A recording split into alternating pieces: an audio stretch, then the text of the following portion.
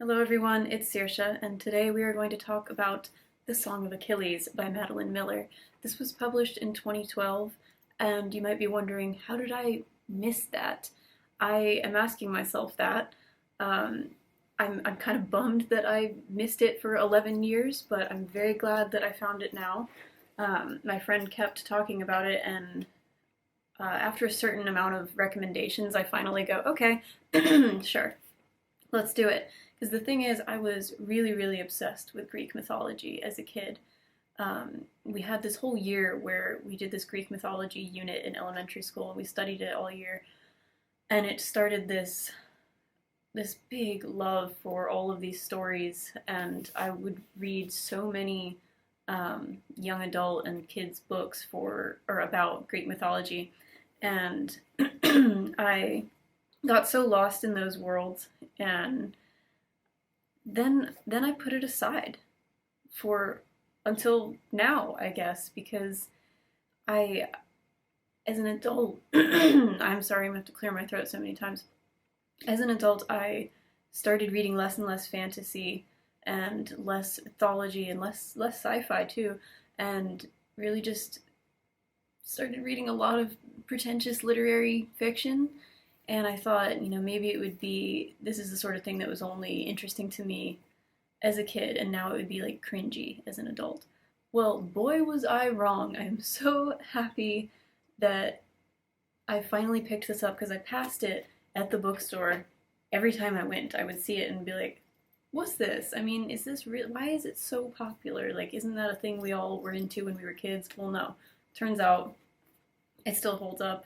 And I didn't remember anything about the Iliad or the Odyssey, having read them so long ago in school. So this was all a surprise to me, which I'm so thankful for, that I forgot everything about those plots. So I was able to be surprised and also deeply heartbroken and destroyed. There will be spoilers in this video. So with that being said, let's read the back. Achilles, the best of all the Greeks, son of the cruel sea goddess Thetis and the legendary king Peleus, is strong, swift, and beautiful, irresistible to all who meet him. Patroclus is an awkward young prince, exiled from his homeland after an act of shocking violence. Brought together by chance, they forge an inseparable bond, despite risking the god's wrath. They are trained by the centaur Chiron. I really looked up all of these. Chiron? In the arts of war and medicine, but when word comes that Helen of Sparta has been kidnapped, all the heroes of Greece are called upon to lay siege to Troy in her name. Seduced by the promise of a glorious destiny, Achilles joins their cause, and torn between love and fear for his friend Patroclus follows. Little do they know that the cruel fates will test them both as never before and demand a terrible sacrifice. Okay, I can't even tell you how much I adored this book, but it's going to become obvious, I think. So after I finished it in like 2 or 3 days, I went on this deep dive, and I'm still on it, of just watching other people's videos about it and listening to podcasts about it. I don't know what to do with myself now. I'm really sad that it's over. And I heard somebody say that, maybe this is obvious, or maybe it's not even like what the author intended, but they said that the whole book is Patroclus telling Thetis the memories that he has of Achilles at the end, because, when we get to the end, and Patroclus is unable to go to the underworld, and Thetis is sitting there grieving Achilles, asking Patroclus for memories of him. This whole book is him telling the memories. That really messed me up.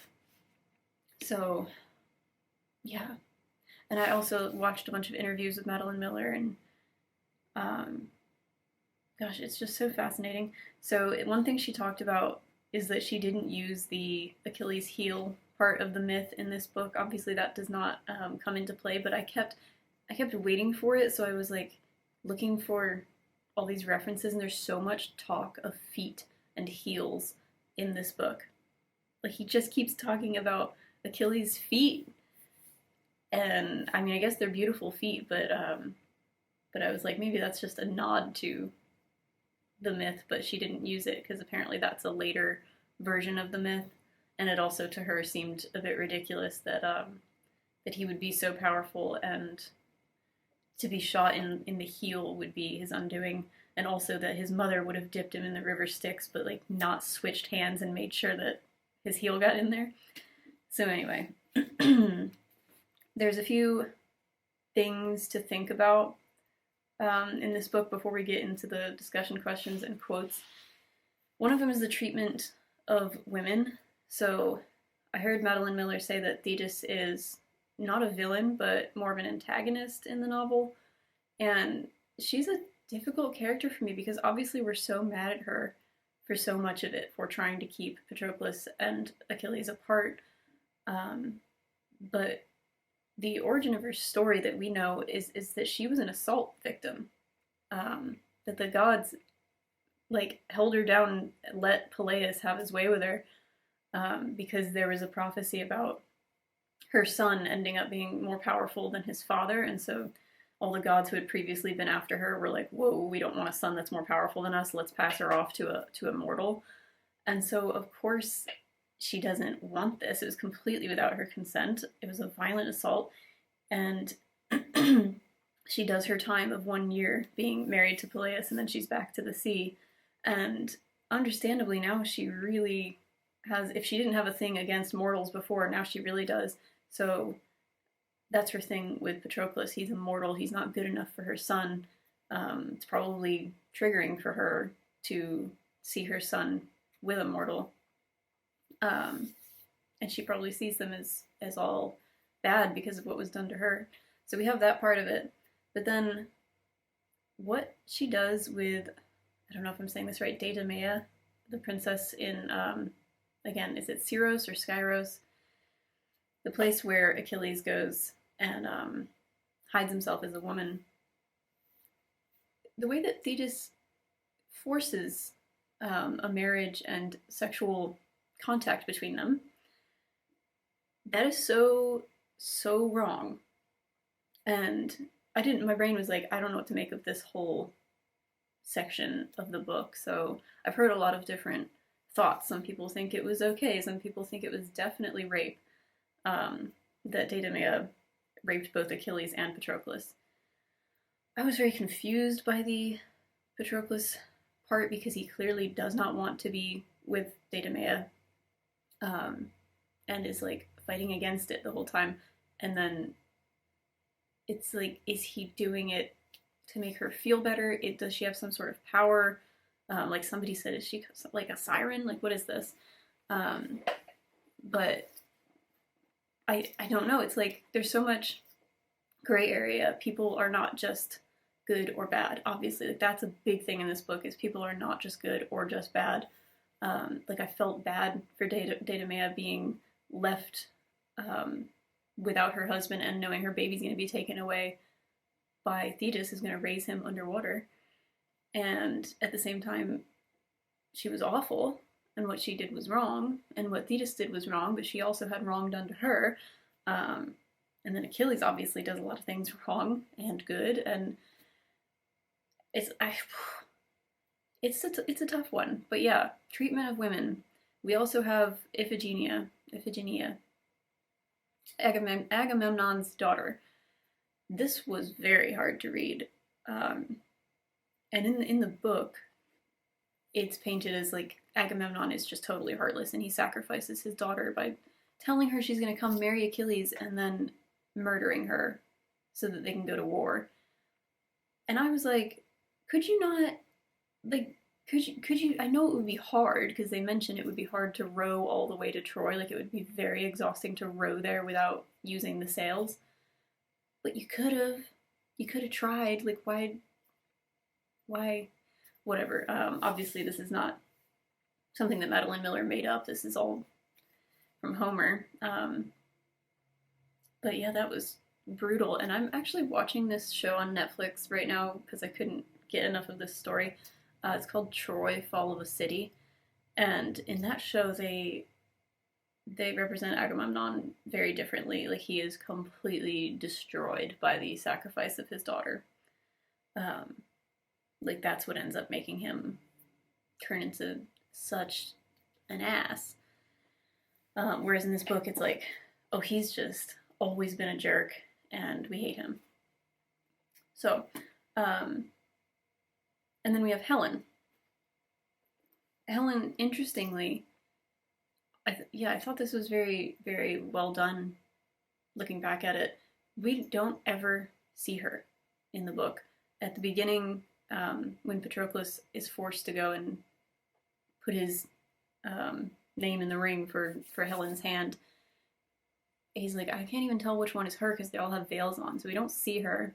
And then there's this line about, we've been fighting this war for years for this woman that we've never even seen, and she's basically just like an idea at this point. Is this even the point of the war anymore? We don't know. So I love that she's the reason that this has all happened, but she's just a shadowy, kind of almost imaginary figure. And it's interesting in this book, at the beginning of it, they're saying that she was kidnapped, but typically you hear that she went of her own free will, that she fell in love with Paris and they ran away together. And I think that becomes sort of the accepted story in here, but we just don't get much about Helen. And Madeline Miller said in another interview that she doesn't really find her that compelling of a character, which, yeah, is an interesting take. And even knowing she's said that, I still kind of wish that she'd write a book about her. I wish she would write a book about everything ever. I love this so much, and I would do almost anything to wipe my brain and read it again for the first time. So yes, and then the last woman I'll talk about is Briseis. And I've read like so many people's reviews about this book, and they're not generally happy with the way women are portrayed. I think a lot of that is the way that the original myth was written, and trying to stay true to that, but I think Briseis was done better than the others. She felt more like a person and had more agency. And yeah, she was a much needed part for the last half of the book, I guess. So, speaking of people doing bad things and good things, do we blame Achilles for leaving his son?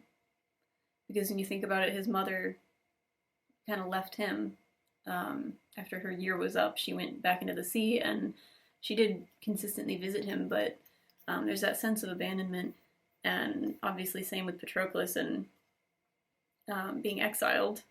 He's exiled to Achilles' kingdom after accidentally killing a boy. So how do we feel about Achilles leaving a son that is the result of a non-consensual relationship that he wanted no part in? It's tough because he knew, like, on one hand he didn't ask for it at all. On the other hand, he knows his mother is going to be raising him, and that is going to be bad, because of the whole thing about once you go and like live with the sea nymphs, you're never the same again. So yeah, just something to think about. And then Peleus being represented as like this kindly king and like well respected, even though he raped Thetis and all these exiles that he so kindly takes care of in his kingdom. He's doing that to like raise a loyal army. You know, they're going to classes to learn how to fight, and they all are going to be loyal to him because he gave them a place to live after they were exiled. He's got some ulterior motives, so I could have done with a little more like sassy description of him. You know, just give him a little more of what he deserves, which is not so much respect, I would say. Okay, let's look at some of the discussion questions, and I don't know if every copy has discussion questions, but mine does. And there are a million of them, but we'll just talk about a few. What do you think are the reasons behind Thetis's opposition to Patroclus? Okay, we kind of already covered that. It's because of her hatred of mortals and having this prophecy that her son Achilles is going to be the greatest warrior of all time. He's going to be famous, and I think any kind of connection in her mind is going to distract him and drag him down, but especially one with a mortal, and a mortal that she sees as like not even a great warrior. Like he's just a skinny little dude eating figs. She just doesn't understand the deep love that they have for each other. But I never got the vibe that it was because it was they were both boys. I didn't get that. Though that could be part of it, but that wasn't much of an issue throughout the book, which I loved. I mean, the love story is just I can't cope. It's so beautiful. To what extent does Achilles' ultimate destiny shape his choices? Is there such a thing as free will in this world? That is very interesting, because especially when he's like going nuts and not fighting because Agamemnon disrespected him, and he's just letting people die because of this honor thing. Was he always fated to act that way? Like, did he have any free will at all in that moment? I don't know. And how much of all the good things he did was that because of Patroclus? Because he was such a good influence on him. And you're hoping at the end, you're like, Patroclus makes that final plea, like, if you can't do this for whatever reason, do it for me. Please fight for me, because I'm asking you to. And he says that's the one thing that he could ask him that he couldn't do. Painful. So yeah, it's interesting. I think that's kind of one reason why I avoid fantasy and things, especially magical realism, because it seems like you can just explain anything away and it's all just a plot device and whatever. And certainly I've read fantasy and magical realism that are great, and I love fantasy most of the time. But I mean, when there are plot devices like a prophecy, sometimes it can be not my favorite thing in the plot, because it does take away free will, and it does feel like, well, nothing that happens in this book matters because it's just going to end up the same. So I didn't have that like negative feeling in this book. I was 100% here for the ride. I was enjoying every moment of it, even though it was often upsetting and sad. Myths are often called timeless for their insights into human behavior. What parallels do you see between the characters and conflicts of this novel and today? What pieces of Patroclus and Achilles' story can be universalized? Okay, now this, boom, 100%. This is why we are still reading ancient, thousands of years old myths today. This is why we're still talking about them and adapting them, and not just writing about them, making them into films, putting them on the stage, because these stories, even though there are aspects that we would look at and say, oh, that's so barbaric, what they're doing, the sacrifices and all,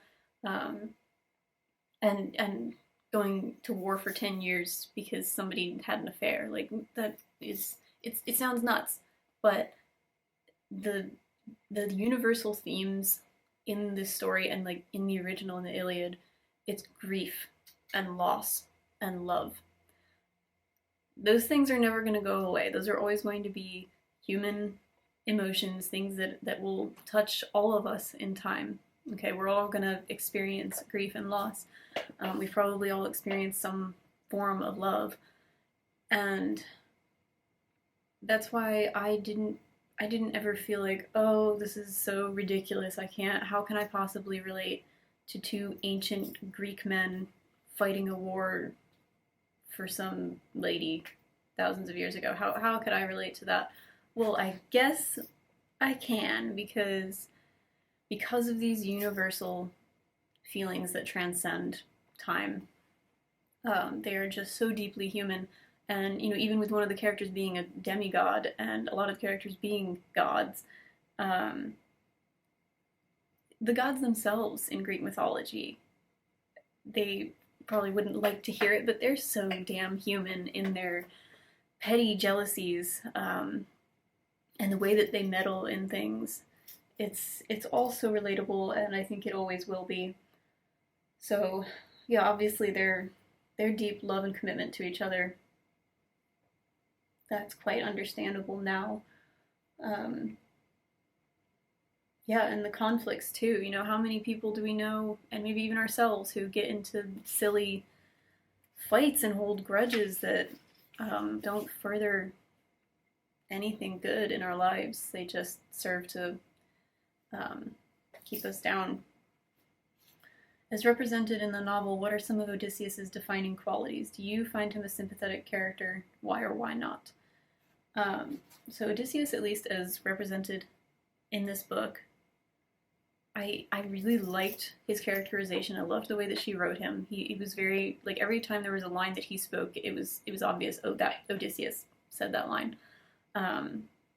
He frustrated me at the end when he talks to Pyrrhus, who's Achilles' son, and says, hey man, like, maybe you should put Patroclus' name on the tomb so that he can go to the underworld with your dad because your dad loved him, like that kind of thing. They were companions, whether you like it or not. And Pyrrhus is so, ooh, I hate Pyrrhus. Or we're not gonna talk about how much I hate Pyrrhus, but Odysseus didn't push it. And one thing I'm confused about is, like, did Odysseus have the power to write Patroclus' name on the tomb? Because if so, WTF, Odysseus. Why didn't you just go, okay, Pyrrhus is being a jerk, I'm gonna go write the name on the tomb and then skedaddle and take 10 years to get home? But he didn't, so what's that about? That bummed me out. And also his tricking Achilles into, joining the army anyway when he finds him disguised as a woman, and also he knows who Patroclus is and, like, goes along with Patroclus's, like, desperate attempt to get out of joining the war. Yeah, Odysseus was a little bit sneaky, and also he went along with the sacrifice of Iphigenia, and I would have liked him to be like, yo, this is messed up. But I'm very excited to read Circe. If you spoil Circe for me, I'm gonna lose my mind. So please don't say anything spoilery about it, because obviously, as I've said, I have forgotten all of these myths because I haven't looked at them in like 15 years. So I'm excited to read that book, and I know we're gonna see Odysseus. So shh, don't say anything. Okay, now we're gonna move on to some quotes. And I just want to say, I felt the whole time I was reading this book, I felt like I was inside this book. It was the most immersive read that I've had in ages. This is how I used to feel when I read, and it's like, I mean, obviously I have a book channel, I read all the time. I have not felt like this probably since I was a kid, and it brought back that magic for me, because I mean, I used to have my nose in a book 24/7. I never stopped reading, and I feel like I lost some of that. I lost the escapism because I started reading. Like, as a kid, I actually said, I'm not into realistic fiction because I can go out and live that. What in my books, I want to escape to something else. Well, I completely flip-flopped, and as an adult would only read realistic fiction, read literary fiction. And my God, it does a number on your mental health because you're just reading, like, sad stories that really could happen. I also read a lot of nonfiction, which is fine, but I forgot the magic of escaping to a world completely unlike my own through the power of reading. So, thank you. Thank you, Song of Achilles and Madeline Miller. So yeah, the descriptions in this book, from the first page, I was already fully in it. And we're going to read some things, some good descriptions, some beautiful quotes. This book a lot of it is written poetically, lyrically, but in such a more readable way than the stuff that I've typically talked about as being poetic. Like, Charlotte Bronte is my favorite writer, and I would say her writing is very beautiful and poetic, but it is a lot harder of a read. This won't give you trouble. So if for some reason you're watching this and you haven't read it, I mean, that's nuts because I already said spoilers, but whatever, maybe you know the myths already. So let's get into this. I'm just gonna read quotes and talk about them. The fruits flew, colors blurring so fast they seemed not to touch his hands, to tumble of their own accord. Juggling was a trick of low mummers and beggars, but he made it something else, a living pattern painted on the air, so beautiful even I could not pretend disinterest. So here we start to see Patroclus's admiration for Achilles even doing something ordinary, and that's how you know you're catching feelings, when you're like, oh, he's doing something so boring and like silly, but wow, he makes it look good. And I guess I already knew going into this that it was a love story because I had just seen so many things about it. But some people didn't know that, and so they spent like many chapters going, is this gonna be what I think? I kind of wish I had had that moment. But I think it was pretty obvious from like the first time that Patroclus saw Achilles racing. He likes him. His room was so close to the sea that the air tasted of salt. There were no wall pictures here, only plain stone and a single soft rug. The furniture was simple but well made, carved from dark-grained wood I recognized as foreign. Off to one side I saw a thick pallet. Okay, wow. Boom, I'm there. That is an example of perfect, succinct description of a setting. I can immediately see everything, and because she used also the sense of taste, you can taste the salt in the air. I bet you can smell that too, because she uses that as well as sight, and then also the furniture being carved from dark-grained wood. You can almost feel that. You can touch it. And then off to the side, I saw a thick pallet. What's that for? That's going to be Patroclus's little bed because he's going to sleep in Achilles' room now. Like, little paragraph. I can see and smell and touch everything. Fantastic. That's the kind of description I need to work on in my writing.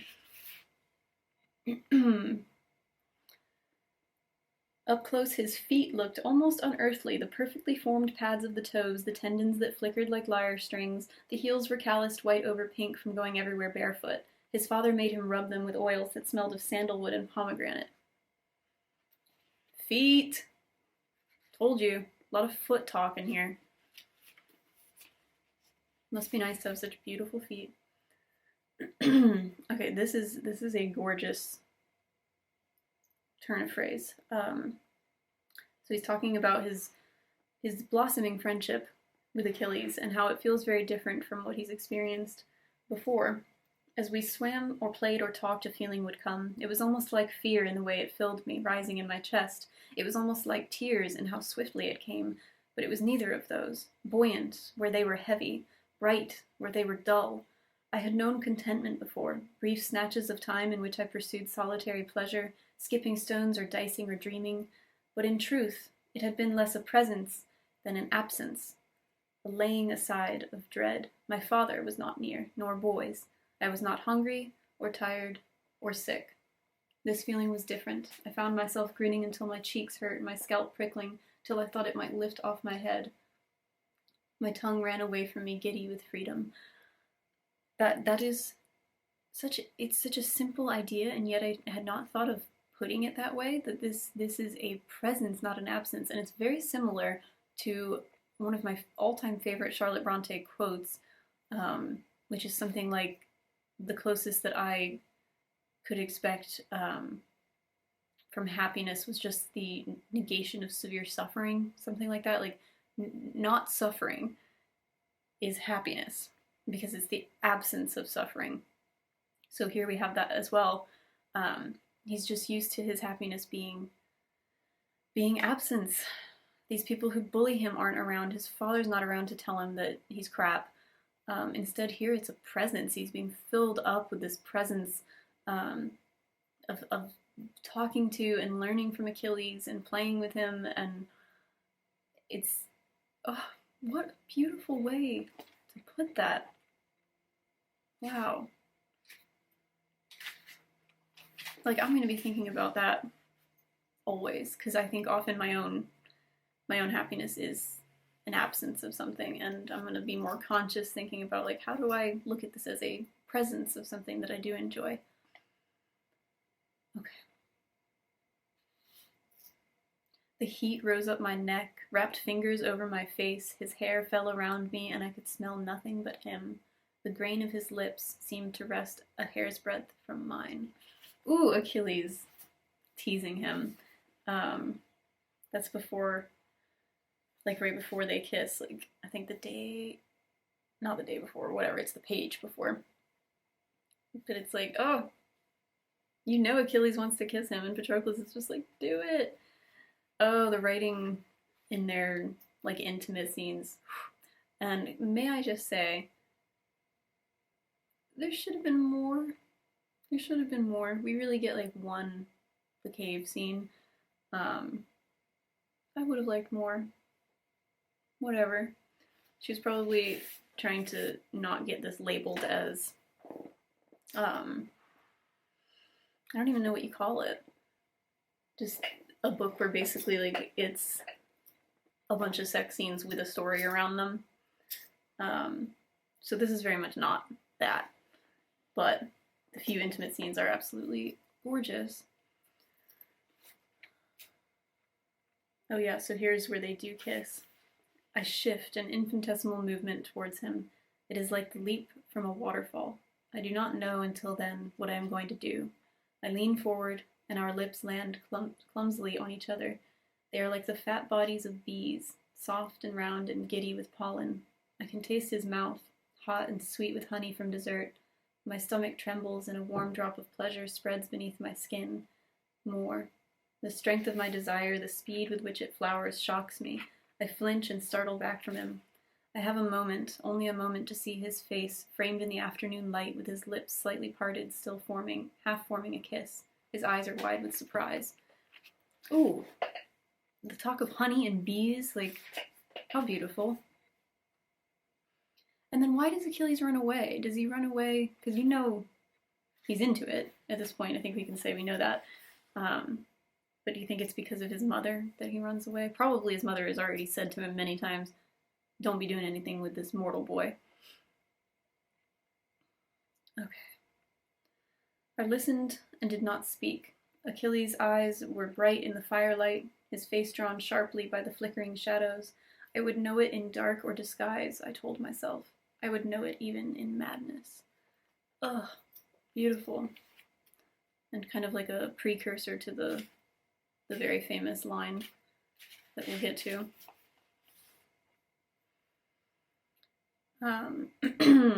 Okay, so I love how the second that Achilles tells Patroclus that his mom can't see them on Pelion, Patroclus is like, I'm coming. Like, as soon as they know that she's not watching, stuff goes down. Like, it's great. Our mouths opened under each other, and the warmth of his sweetened throat poured into mine. I could not think, could not do anything but drink him in, each breath as it came, the soft movement of his lips. It was a miracle. Oh, I won't read that whole scene, but y'all know what I'm talking about. We sat like that a moment, hands touching. He grinned. I feel like I could eat the world raw. That is such a great way to say I'm in love, because isn't that just the feeling of being in love? Like you could just take on the world, you can do anything. Beautiful, perfect sentence. No notes.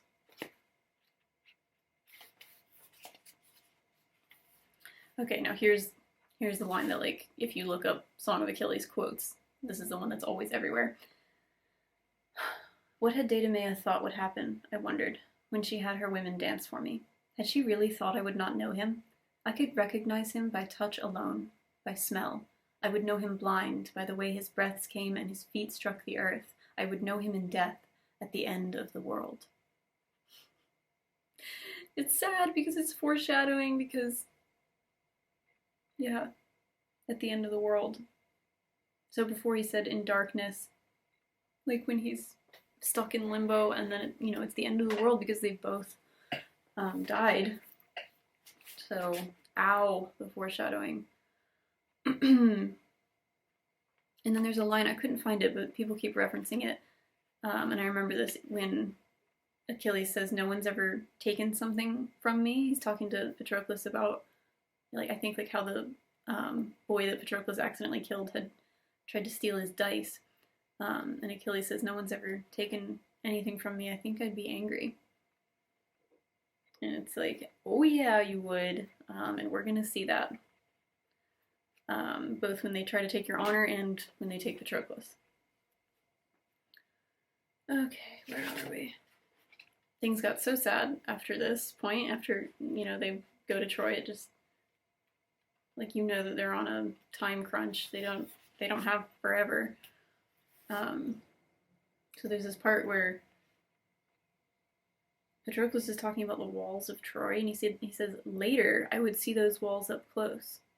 So he straight up tells you here, you know, more than 100 pages left in the book, he tells you, I would see those walls up close, their sharp, squared stones perfectly cut and fitted against each other, the work of the god Apollo, it was said, and I would wonder at them, at how ever the city could be taken, for they were too high for siege towers and too strong for catapults, and no sane person would ever try to climb their sheer, divinely smoothed face. Oh, the foreshadowing that I did not see at the time, because I didn't know that he's going to try himself to climb those walls. Sad.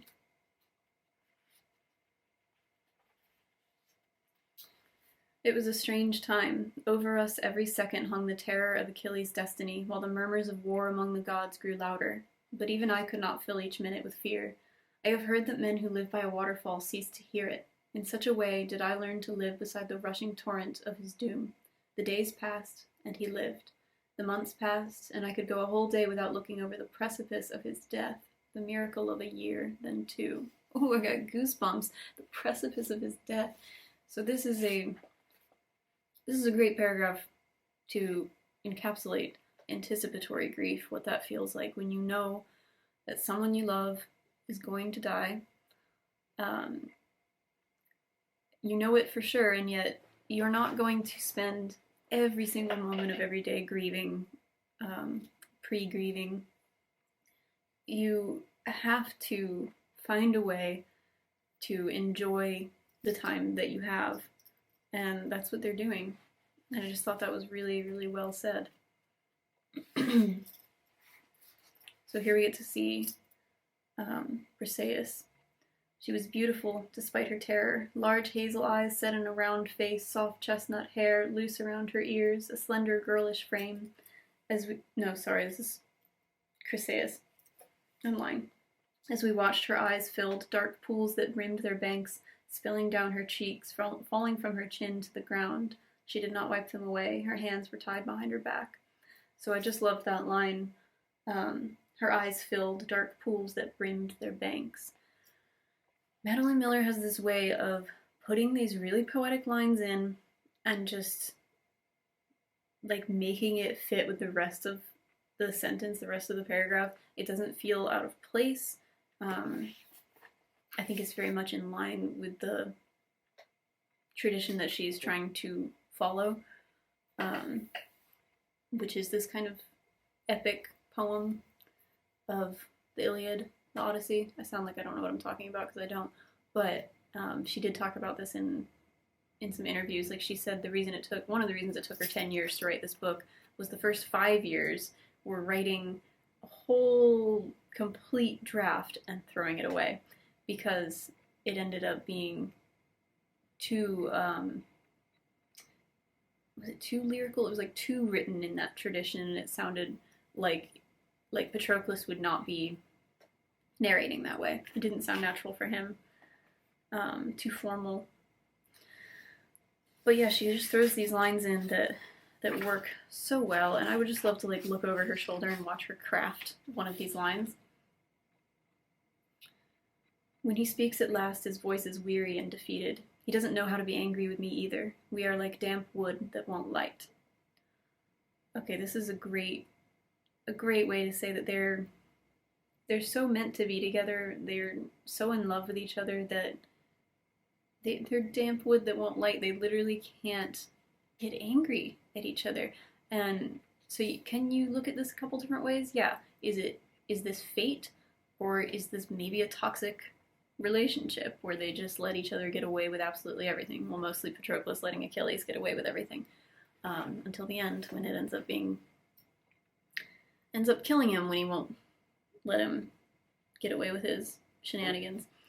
But I don't know. I know logically that there are some toxic elements. Like, you shouldn't allow so much in a relationship. You should hope for a little bit more, ask for a little bit more. But there wasn't really a moment where I didn't believe their love. It was so set in stone, if you will. I really, really believed it. Okay. There's a little bit here that I like, where I like the imagery. This is after Patroclus dies. Achilles returns to the tent where my body waits. He is red and rust red up to his elbows, his knees, his neck, as if he has swum in the vast dark chambers of a heart and emerged just now, still dripping. Ooh. The image. Amazing. So now I would like to go through and show you every instance, there's 4 of them, where Madeline Miller uses this and this and this as a repetition throughout the book, which is a very musical thing to do, like to have a refrain throughout the story, using the same words. This and this and this is my favorite quote from the book. All the beautiful quotes, and it's very simple. But yes, there's that paragraph before where he's talking about absence and presence. My tongue ran away from me, giddy with freedom. This and this and this, I said to him. I did not have to fear that I spoke too much. I did not have to worry that I was too slender or too slow. This and this and this. I taught him how to skip stones, and he taught me how to carve wood. I could feel every nerve in my body, every brush of air against my skin. Okay, next one. We ate, then ran to the river to wash. I savored the miracle of being able to watch him openly, to enjoy the play of dappled light on his limbs, the curving of his back as he dove beneath the water. Later we lay on the riverbank, learning the lines of each other's bodies anew. This and this and this. We were like gods at the dawning of the world, and our joy was so bright we could see nothing else but the other. Are you crying? Okay, and then this one's like a sexier one.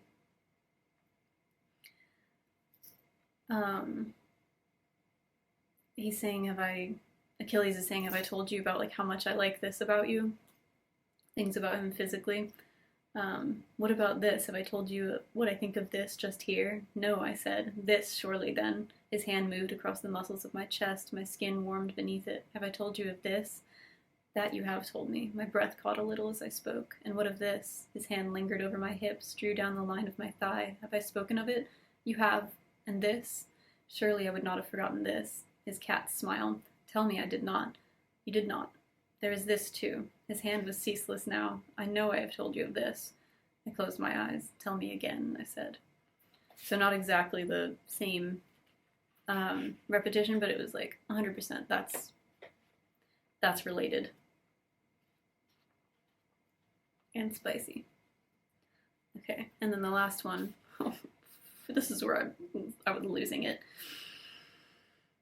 Because this is when Thetis asks Patroclus to tell her his memories. I almost refuse, but the ache for him is stronger than my anger. I want to speak of something not dead or divine. I want him to live. At first it is strange. I am used to keeping him from her, to hoarding him for myself. But the memories well up like spring water faster than I can hold them back. They do not come as words, but like dreams, rising as scent from the rain-wet earth. This, I say, this and this. The way his hair looked in summer sun, his face when he ran, his eyes solemn as an owl at lessons, this and this and this. So many moments of happiness crowding forward. Oh my god, goosebumps. Can you see them? Yeah, she asks him, have you no more memories? And he says, I'm made of memories. Okay, and then I'll read you the very last line. In the darkness, two shadows, reaching through the hopeless heavy dusk, their hands meet, and light spills in a flood like 100 golden urns pouring out the sun. I'm literally gonna cry. A book hasn't made me cry like that in so long. I was sobbing. I stayed up till midnight to finish this book. I typically don't even read in bed at all because I just am not into what I'm reading enough to be like, I've got to take this to bed and like read it with my little nightlight like a little gremlin who's been told to go to sleep, and I won't because I want to read. That's how I was with this book. I kept telling myself, go to sleep, like save some of it, please save some of it for the next day because you're gonna be sad when you're done. And boy howdy was I sad in 20 different ways. But I couldn't stop. I mean, I was literally like, my eyes were like getting heavy because it's my bedtime. I'm tie when it's after 9 p.m. But midnight came around and I finished this book and I'm just like weeping. Yeah, I wanted it to last absolutely forever. There's a part here I wanted to mention in the back with the Q&A. Madeline Miller says that this ex-boyfriend referred to this story as Homeric fan fiction. That was fairly dampening, but I decided so be it. If it's fan fiction, it's fan fiction. I'm still going to write it. So more power to her. I'm so happy that she did choose to write it. I have definitely stopped myself many times with stories thinking like, is this going to be cheesy, cringy, fan fiction-y, whatever? Well, guess what? There's a lot of good fan fiction out there, and if this is going to be like king of the fan fictions, then fine. I mean, it's so beautiful. It's so well done. It is all I want to talk about right now. It's all I care about. But basically, yeah, if you have a thing that you want to write, go write the thing. This made me feel really hopeful about my writing, and I stopped myself so many times. But here she is, like, I'm gonna retell this story, and I'm gonna fully talk about the fact that it's a gay love story, even though a lot of historians want to push that down and be like, Achilles and Patroclus, they were roommates. They, just boys being boys, mix our ashes together when we die so we can be together in the underworld forever and ever. Just dudes being guys. Like, whatever. So she took so many risks with this, and she just went with it, and look how it paid off. #1 New York Times bestseller. Everyone's obsessed with it. I love it so much. Again, don't spoil Circe. I am trying to make myself wait like a couple weeks before I go out and buy it. I know it's probably not going to do to me what Song of Achilles did, but I will now read anything that she writes ever. I heard she is writing another book. Oh my god, what was it about? I can't remember. But bottom line, I want to read this 100 more times and every time forget everything so I can experience it again. Oh my god. Please tell me all of your thoughts about it. Like, let's book club this. I want to hear everything, every single thought that you have. I know I've got to read it again. Maybe I'll do it like in a few months, and I want to really seriously annotate it. I already know that this is going to be one of those books where I go and buy multiple copies of it because I've seen some stellar covers that I would like to own. So I think I'm going to annotate the crap out of it, and maybe we'll do another video. I don't know. I love it so much. It's destroying me. It is all I talk about. My mom is like, Song of Achilles again? Yeah, I'm just like relating it to everything. Like I even talked about it in therapy and was like, this is how grief works. It's so great. I forgot what I was gonna say now. Stay with me in silence for a moment while I try to remember. I can't. Okay.